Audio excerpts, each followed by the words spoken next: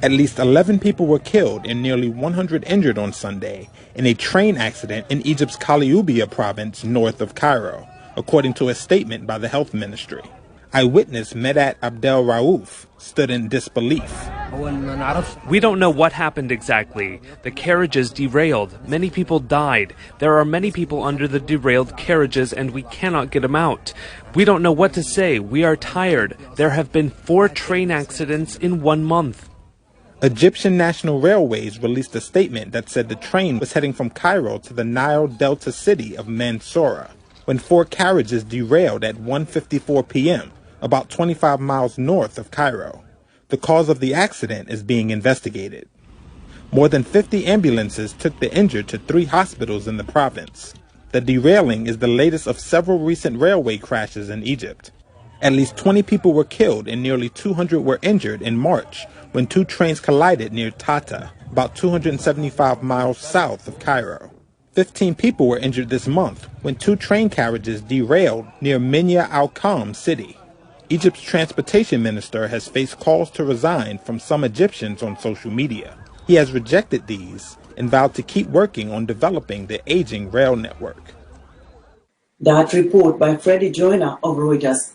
A wildfire on the slopes of South Africa's Table Mountain forced University of Cape Town students to evacuate on Sunday as runaway flames set several campus buildings ablaze and firefighters used helicopters to waterbomb the area. The fire started early on Sunday near a memorial to politician Cecil Rhodes, located on Devil's Peak, another part of Cape Town's mountainous backdrop, before spreading rapidly up the slopes. The smoke could be seen 4 kilometers away. Some roads were closed and fire alerts were sent to mountain hikers. The university, ranked among the best on the continent, is largely built on the slopes of Devil's Peak and is situated close to where the fire started. The United States has ordered its non-essential staff in charge to leave the African country as rebel fighters approached the capital on Sunday. This after early election results showed President Idris Deby on course to extend his 3-decade rule. Deby, who seized power in 1990 at the head of an armed rebellion, is a staunch ally of France and the United States in the fight against Islamist militants in the arid Sahel region. Large numbers of heavily armed Chad security forces were patrolling the streets of the capital on Sunday morning, according to a Reuters witness. Closing arguments begin Monday in Minnesota in the case of a white former police officer accused of murder and manslaughter in the May 2020 death of George Floyd, an African-American in police custody. Michelle Quinn has more on the tensions surrounding the case. Minneapolis and other cities across the United States are bracing for a decision in the case of former police officer Derek Chauvin. In some areas, security is being stepped up as Chauvin waits to learn his fate in the case that led to protests around the world.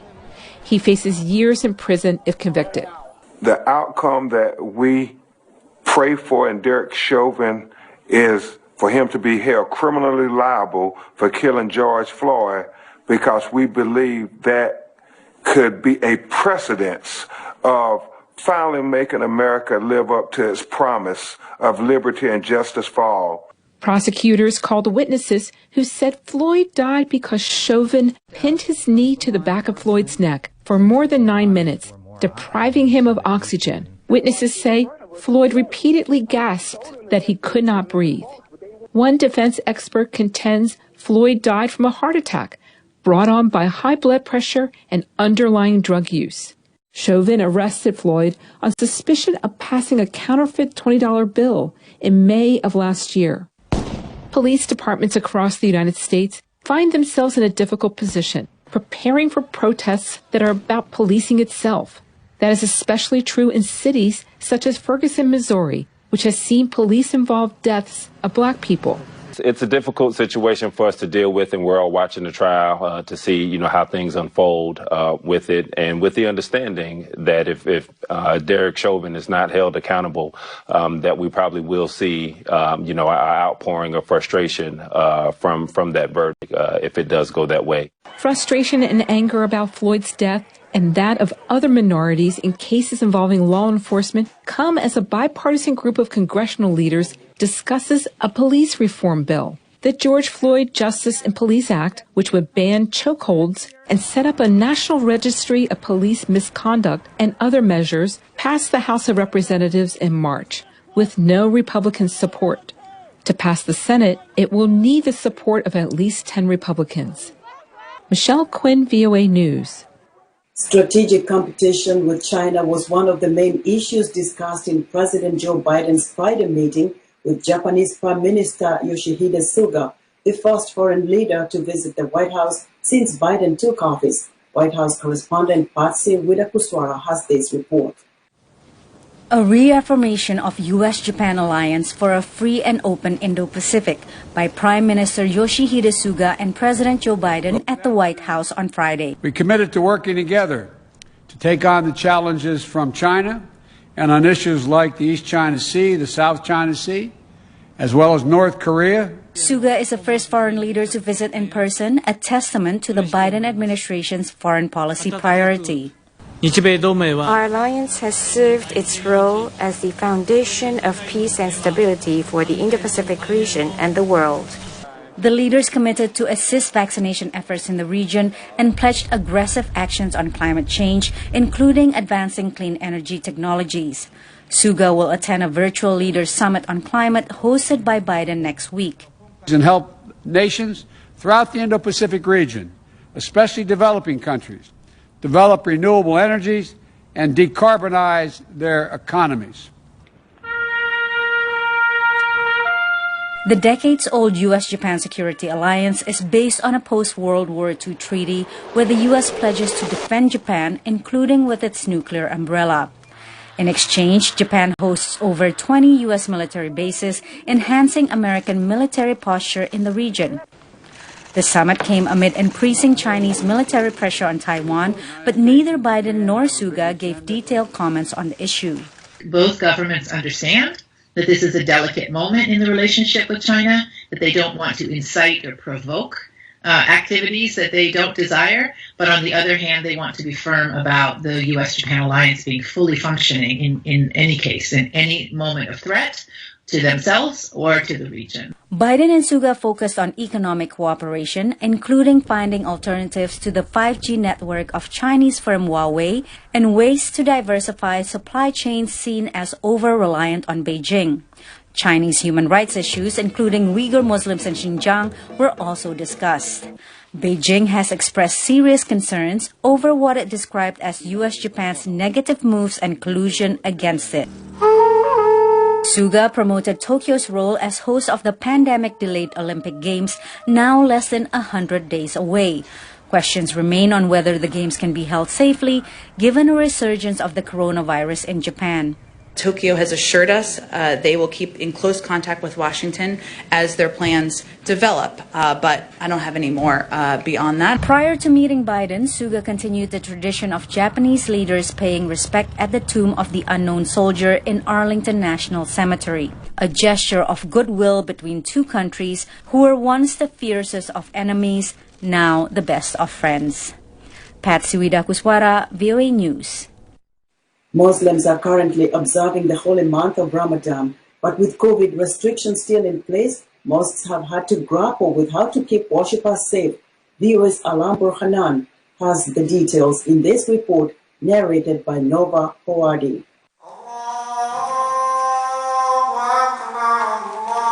This is the second Ramadan taking place during the COVID-19 pandemic that is affecting Muslims around the world. But unlike last year, Muslims in the U.S. can congregate for prayer in person at mosques while observing local guidelines. This is the case at Imam Center in Silver Spring, Maryland, just outside Washington, D.C. The regulation laid out by the county our mosque is in, Montgomery County, allows all houses of worship to increase their capacity to 50%. This means around 200 worshippers can pray here. Of course, we follow health protocols like mandating masks and checking everyone's temperature. It's a similar situation in a mosque in Detroit, Michigan. Mosques are open again for the 5 daily prayers and also for the nightly congregational prayer through Ramadan, the Tarawih. Even though we have that, we're still spacing out. We are going to have some in-person Tarawih prayers. And so those are going to be spaced out still with masks and, limited in terms of capacity. To limit the size of the congregation, many mosques have barred children from attending. At Imam Center, they are also limiting congregants to adult men only. When we were fully open before the pandemic, we could accommodate 500 or even 600 people. And because demand is now so high due to having spent a year without stepping foot in a mosque, we have a lot of enthusiastic worshippers who want to come back. Whether Indonesian Muslims or non-Indonesians, we had to prioritize. The Muslim community of West Suburban Detroit is taking a different approach. We're definitely planning for fairly equal capacity for the men and the women, but we'll see. Obviously, as time goes on, and if we have to adjust accordingly, meaning we're going to keep space for the women regardless. But in terms of the actual utilization and space and stuff, we'll see.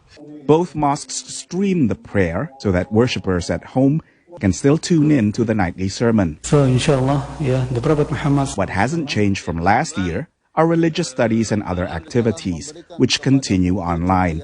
While iftar, or the communal breaking of the fast, is now drive-through only. Congregants pick up sweets and food to break their fasts at home. For VOA's Alam Burhanan, I'm Nova Purwadi, VOA. When New York City schools switched to remote learning in the spring of 2020 because of the pandemic shutdown, Stuyvesant High School students launched a unique web platform to help struggling kids catch up. Elena Wolf has this story, narrated by Anna Rice. When the COVID-19 pandemic forced New York City schools to switch to remote learning, Stuyvesant High School student Christian Nguyen saw his little brothers struggling to adjust. My brothers are 12 and 10 years old. They're at home and they were really struggling with the transition from in-person school to online school. 5 and 2/7 plus 3 and 1/7. How would you solve that problem? So first you do 5 plus 3 equals 8. And then you do 2 sevens plus 1 7 equals 3 sevens. So that'll be 8 and 3 sevens. Yeah, that's right. Christian lives in a Brooklyn neighborhood where a lot of families can't afford an iPad or internet at all, let alone private tutors. Given the situation, Nguyen and his classmates realized they could be the solution. We kind of just wanted to give back to the community. And we also recognized that, coming from a specialized high school in Manhattan, we had a lot of privilege, and we kind of wanted to, relay that privilege and those same educational opportunities to, students who might not get the same help that we do, That's how the EduCove platform came to be. The high schoolers created a website where kids who are struggling academically can find free tutors and mentors from high schools in the city. The coordinators were so smart. They put out a survey asking sort of like the interests of your child so that they could match your child's interests with one of their tutors. So Ezekiel also had like a vast knowledge of superheroes and comic books, in addition to being a math whiz. So there was a way for them to easily connect the content area and interests, right? Yeah. It's not just the kids that realize they can give back. Parents also learned a lesson about how to solve problems in their community. We can't always rely on our politicians and our government agencies to take care of us, right? That we're going to need to develop a certain level of independence and mutual aid in order to survive and thrive. So this tutoring program was something that grew out of a need, and I think will continue. And it did continue. Following the EduCove example, multiple similar platforms mushroomed during the pandemic. We've received some phenomenal feedback, kids making tremendous progress, and it really makes me proud to see the kids being able to progress past where they were in the beginning. For Elena Wolf in New York, Anna Rice, VOA News. We'd like to hear what you think about Africa 54. Join the discussion on Facebook. Our address is Africa 54. We're also streaming our broadcast live on Facebook. Please watch and share our show with your friends. Also check out our headlines 24/7 on WEWEAfrica.com. Still to come, doctors struggle to save the lives of Yemen's starving children. We'll be right back.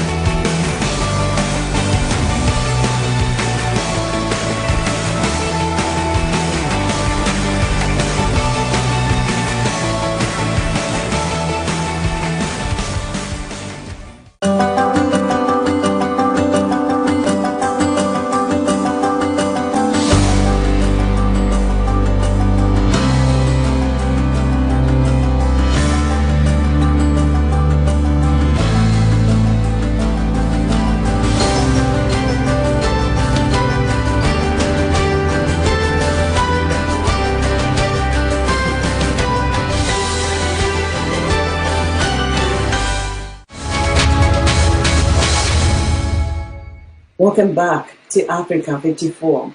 In the U.S., senior citizens and other vulnerable populations without access to technology have struggled to make COVID-19 vaccination appointments with online booking systems. Matt Dibble reports on the nationwide network of tech-savvy volunteers who are taking on the challenge. It must be Natalie Cole. Retired teacher Trudy Hoffaker likes to complete 5 crossword puzzles a day. But when it came to the puzzle of booking a second COVID-19 vaccine appointment, she was stumped. Her healthcare provider had just run out of vaccine supply. She had to look elsewhere, and time was running out. There are many people in my age group who aren't online, who aren't computer savvy. While about 30% of people in the U.S. are fully vaccinated, according to Johns Hopkins University, challenges in reaching the most vulnerable populations remain. Reliance on online booking systems has created obstacles for seniors and others who may lack computer access or the spare time to search for appointments. Fortunately for Trudy, help came from Michael Brockman, a 23-year-old neighbor who works at a major tech company. Hi Trudy, how's it going? Pretty good. Michael got busy searching sites, but it wasn't easy for him either. And finally, I said, Michael, give it a rest. You know, we can look at it tomorrow. But he could barely sleep that night, he told me, you know. And the next morning, at about 8 or 8:30 the next morning, he called me and he said, I've got an appointment for you. Michael started out hunting for appointments for friends and relatives, but is now a volunteer with Vaccine Ferry, a nonprofit that finds appointments across the U.S. On weekends when I'm not working during my day job, I can do, close to 100 appointments. I think the most I've done, it was like 14 appointments in half an hour. Vaccine Ferry, which is free to use, was founded by Caitlin Hertel after she experienced how hard it was to set up appointments for her parents. In the middle of the night, I just decided to get started. And one night we got up and running, and the next day I already had requests. And I had volunteers signed up. 1 month later, the network has booked more than 10,000 appointments in 47 states, an indication of how great the need is, and not only among seniors. We had an influx of teachers. We had an influx of parents with young children. We have our Spanish form up and running. We're talking about getting a Chinese form up and running. There's one. The volunteers share tips and encourage each other. Midnight in your local time zone is really the biggest time to get an appointment. We have hundreds of volunteers up at all hours of the night. I like to say that it's a treasure hunt and I'm Indiana Jones. Again, no second dose appointments. It can be very frustrating and discouraging, but when you finally book that appointment, it's just so rewarding. And this gentleman is all set for this upcoming Tuesday. Sometimes we'll get a long paragraph back from people that says you saved my life. I had somebody say that. It's awesome to know it's making a difference. I've been told it.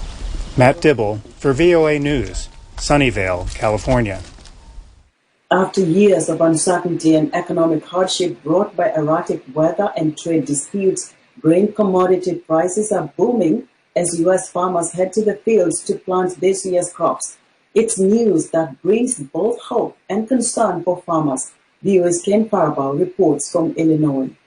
Illinois farmer Reed Thompson took over his family farming business in 2019 amid deepening tensions between the U.S. and key trading partners. A time when demand and profits for U.S. corn and soybeans were tanking. My career into full-time farming was rather stressful. To reduce the stress, the U.S. Department of Agriculture sent direct aid totaling tens of billions of dollars over several years to farmers like Thompson. It helped keep them afloat not just amid trade turmoil, but also during the coronavirus pandemic, so that they could farm another day like this cool and dry April morning when Thompson planted his soybean seeds. As his tractor cuts through the fertile soil, prices for his crops are reaching decade highs, a dramatic change from just a year ago. I would say 30 to 50% higher than what we were 12 months ago. And so, first time in several years that farmers can plan on profit without government money. The government money helped Thompson offset the dent in his profits influenced by the Trump administration's tariffs on Chinese steel and aluminum. The tariffs prompted China, one of the largest markets for U.S. soybeans, to slap escalating tariffs on U.S. grain exports, among other goods. Those policies that, featured a lot of tariffs and retaliation weren't very helpful. But I think we've dug out of that hole, and we've started to see some gains. So we're hoping to keep that momentum going. Adam Nielsen is the National Legislative Director for the Illinois Farm Bureau. He works with members of Congress and the White House to advocate for policies that help the U.S. agriculture industry. In terms of seeing expanded trade, we don't care who's in the White House. That is one of our priority issues. It was under Trump. It will be under Biden. Nielsen credits the Trump administration's Phase 1 agreement with China and the United States, Canada, Mexico trade agreements, or USMCA, for helping boost demand and prices this year. He says U.S. lawmakers should set their sights on new trade agreements. There are countries and there are regions of the world that are entering the middle class for the first time. Sub-Saharan Africa, for example. Those are the markets where there's potential growth. And, with Biden coming in, there's opportunities to strike deals with the UK, Korea, Japan, and others. Thompson says he's been able to sell some of the grain he's been storing since last year's harvest at today's high prices. But Farm Credit Illinois Regional Manager Caleb May says many farmers might not be able to cash in. We may have high prices today, but you may not have anything to sell for those high prices. Thompson says there's also a downside to high prices. As our commodity prices go up, so does everything else. Thompson expects costs to run his farm to go up 15% this year. But am I going to end up in a better position now than I did at the end of last year? For now, the answer is as uncertain as the long-term weather forecast. Kane Fairbaugh, VOA News, Gibson City, Illinois.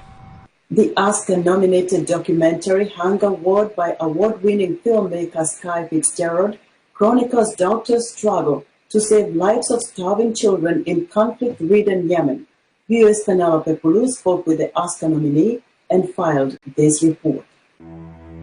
In Yemen, a civil war there has created a humanitarian disaster.